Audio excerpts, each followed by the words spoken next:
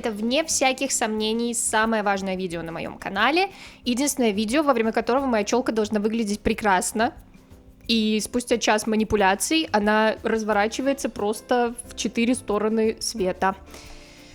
Я профессионал, я справлюсь, я смогу.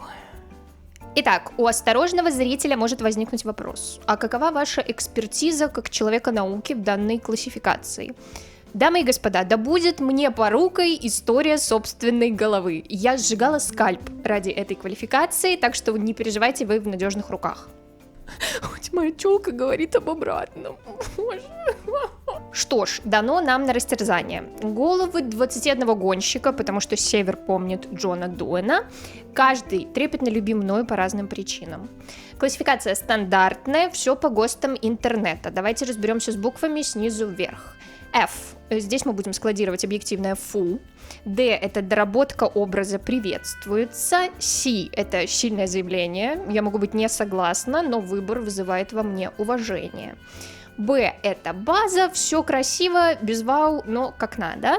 А у нас будет ангел барбершопа. Это красиво и с элементами вау. S. Самый сасный скальп. Архимагия волос, которую мне даже тяжело объяснить. Что ж, коллеги, приступим, и начнем мы с Габриэля Бартолетта. Дать свободу волосам – это хороший выбор, потому что раньше это был газон Мехико после первого поворота, плюс, чем крупнее у тебя черты лица, тем менее уместными кажутся короткие волосы. К чему эти одолжения? Ты либо серьезно намерен иметь на голове волосы, либо иди брейся на лысо. И я рада, что он все-таки выбрал волосы. Строгие виски, башка в тиски, чувствуете? А кучеряшки в области висков, они придали некоторую вальяжность. Запомните, на моем канале кучеряшки — это святое, и даже для Матео Бинотто тоже найдется место под моим крылом.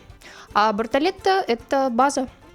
Нико Хюлькенберг. Такую прическу тяжело балансировать. Ты причесываешься гей, потому что гель для укладки блестит. Не причесываешься, из какой помойки ты к нам вылез, залезь обратно. Но потенциал есть, немного смелости, и он сможет дорасти до Тахамару. Так что доработка образа приветствуется. Карлос Сайнс. Давайте так, чем меньше волос на Карлосе, тем больше он похож на румына. Любая девчонка знает, как это страшно познакомиться в Тиндере с испанцем, а потом найти у него килограммовый золотой крест на цепи в тумбочке, you know. Слава богу, Карлос не лысеет. Фишка волос Карлоса в проборе. Видите, он находится слева и добавляет его прическе вот эту вот воздушную объемную волну вправо. И это отлично, но... Боковые проборы имеют свои минусы. Первый, если ты помоешь голову, потеря может быть безвозвратной и придется выкручиваться. Второе, в попытке вернуть его обратно, ты можешь раздвинуть перед аудиторией слишком интимные стороны своего скальпа. Так или иначе, Сайнс — это база. Алекс Албан, мой причесочный soulmate. Я обожаю его и себя за нашу смелость. И он, как и я, сейчас пришел к чему-то более традиционному и челке. По моим видосам и прямо сейчас видно, что челка — это что-то, за чей внешний вид приходится постоянно бороться. Или отпустить эту дуру драную, самовыражаться в какую сторону она того хочет. Алексу повезло, что его волосы не кучерявятся. Его челка может свободно разъехаться по сторонам или собраться в центре, и у вас все равно не будет желания спрятать Алекса от папарацци. Даже в этом постмодерне что-то есть. База однозначно. Волосы Оли Бермана заставляют меня думать, что у него больше двойников, чем у Путина. Каждый из этих персонажей достоин своего сегмента в Drive to Survive. Эти волосы не только находка для шпиона, они также выдвигаются вперед, как козырек от дождя или солнца, а еще они идеальны для косплея. Перед нами первый ангел барбершопа. Эстебан Окон, Нормис. Нам нужны нормисы. Они как тихая гавань, чтобы пришвартоваться после сенсорной перегрузки. Базированная голова. Айзек Хаджар. Ладно, давайте так. Это было, но прошло. Мы поняли, что фейд по бокам нужно компенсировать геометрией, отличной от овала, и теперь у нас все хорошо. Мы в базе, но мы висели на сопельке. Так, а нам пора расширяться.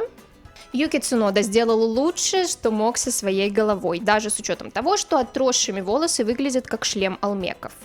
Они обрамляют его голову органично в пропорциях золотого сечения. Он взял у Эма гранж, но не вляпался в кринж. плюс, когда они разлетаются, это уже кабуки-юки, а значит искусство. Лети, мой ангел барбершопа. Лиам обосрался с Редбулом из-за прически, вы меня не переубедите. Ты не можешь начать карьеру с головой, которую облизала корова, даже когда пытаешься вписаться в культуру компании, маскот которой бык. Посмотрите, как отреагировала его шевелюра на такой карьерный сдвиг. Это называется сепаратизм.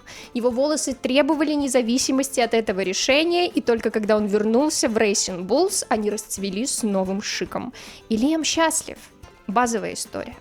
Франко Колопинто. Волосы этого человека рисовал Ван Гог. Эти волны, как качественно прорисованы эти текстуры. Они же как настоящие. Я хочу взять серф и оседлать эти кудряшки. Извините, ангел однозначно. Джек Дуэн.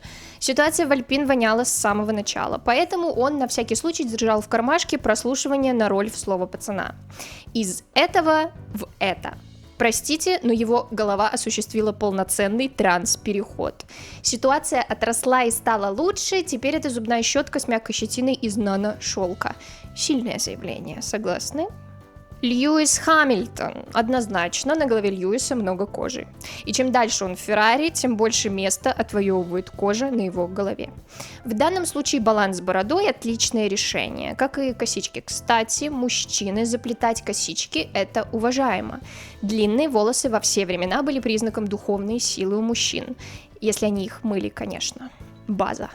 Шарль Леклер. Я прямо чувствую, как этот одуванчик на голове помогает ему перерабатывать негативные вибрации от Феррари во что-то, с чем можно сосуществовать. В целом, эта прическа как бы означает, что он уже не так контролирует свою жизнь, как раньше, и больше доверяет потоку событий, знаете, с мягкостью. Единственный вопрос, который у меня возникает, что это за хуйня?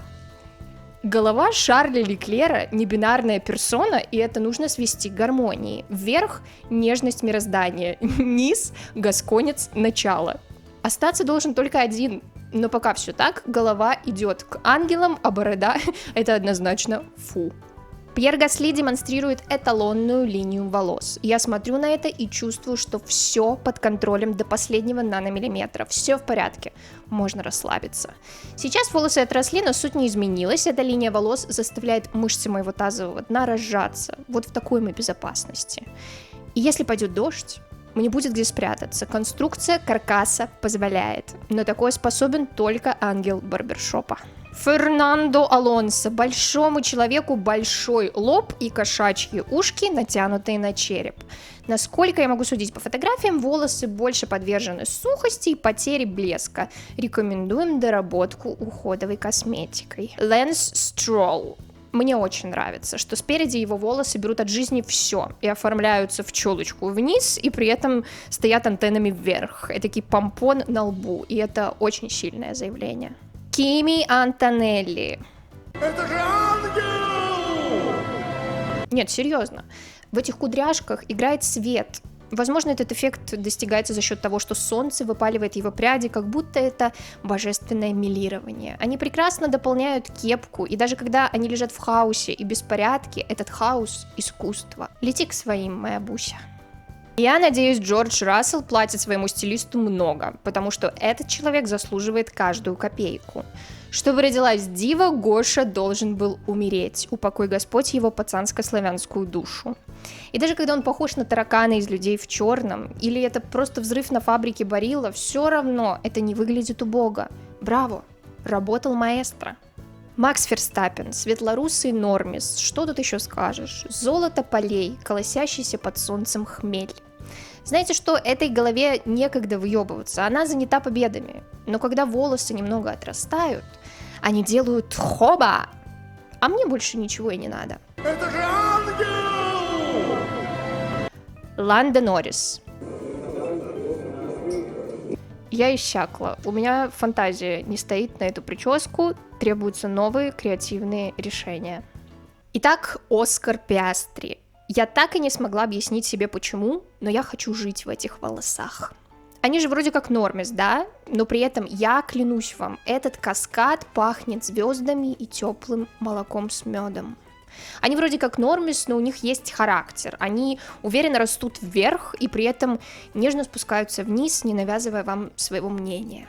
Они самовыражаются вместе с Оскаром. Когда ему неловко, они складываются бантиком Дракулы, чтобы подчеркнуть абсурдность момента. Они игриво покалывают взгляд, когда короткие, делают из Оскара бэтбоя в стиле ромкома 2000-х про американских школьников. Легкое замешательство, пожалуйста. Я думаю, его волосы осознаннее, чем 80% населения Земли. И это официально самый сасный скальп в Формуле 1 для меня лично. Фух! Бррр. О, прикольно, да? Разобрались. Ну разве они не красавцы?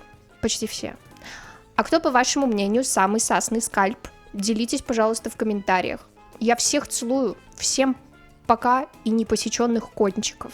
А я пойду запишусь подстригтись.